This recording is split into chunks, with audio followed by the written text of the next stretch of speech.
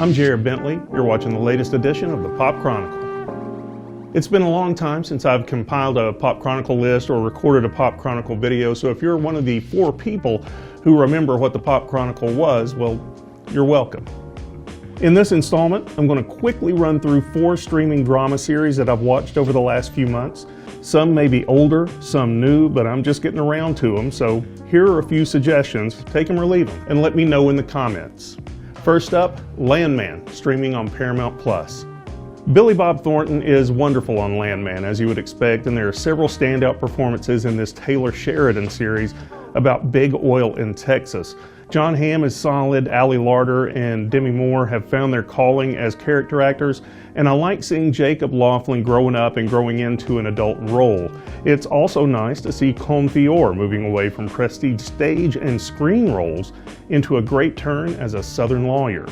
I am not as taken, however, by Kayla Wallace, who plays a hard-headed attorney working for the oil company, or by Michelle Randolph, who plays the young, barely clothed daughter of Billy Bob.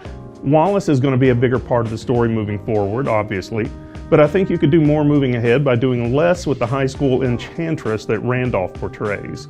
The overarching story is convoluted at times, the message is fairly heavy-handed, and the bad guys are caricatures. But the episodes move at a brisk pace, the writing hits several highs along the way, and Sheridan makes sure to keep things entertaining, especially when Billy Bob gets to spend a few minutes with his dialogue. There's lots of foul language, a fair amount of nudity and adult subject matter, and a great 5-minute cameo from, believe it or not, Dallas Cowboys owner Jerry Jones. If you like Yellowstone, chances are you're going to love Landman. Up next is Slow Horses on Apple TV. Gary Oldman is a treasure, and Slow Horses is a great vehicle for him. A British spy show with a fine supporting cast that includes Kristen Scott Thomas, Jack Lowden, and Saskia Reeves. Slow Horses is a delight. Instead of highlighting the best spies MI5 has to offer, it centers on the sometimes inept and often comical members of Slough House, the last post of which anyone wants to be transferred.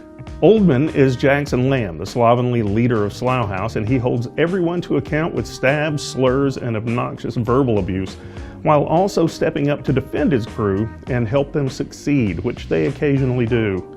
Slow Horses is built on great writing, fantastic performances, and good stories.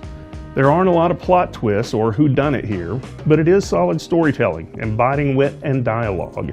This is the way I like my espionage, with less glitz and fewer explosions, and more effort and failure. No Superman here, just people working a case.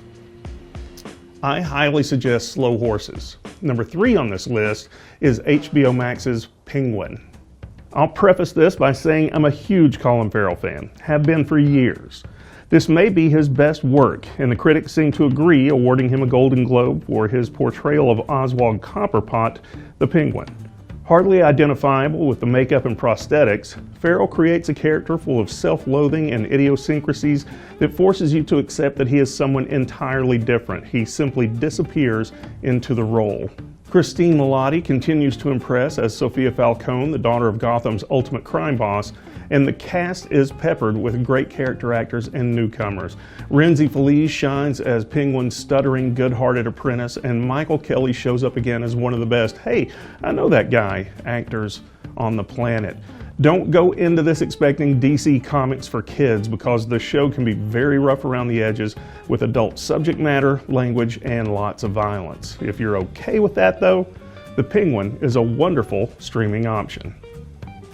The last show on this list is another very dark, violent offering from HBO Max, True Detective: Night Country. The first season of True Detective was one of the best shows ever produced for television. 2 amazing leads, an impressive cast, an astounding storyline.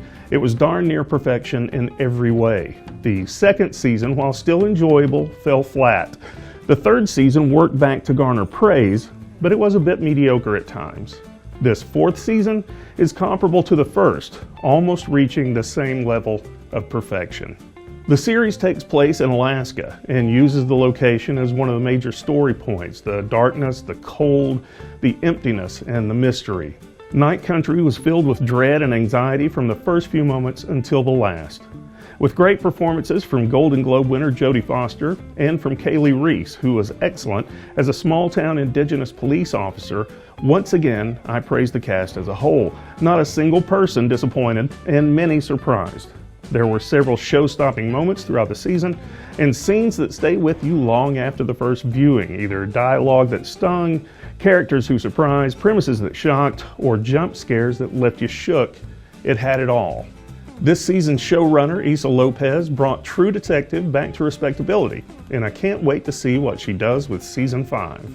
So if you're looking for a drama that satisfies, look no further than these 4 shows. They are definitely worth the time.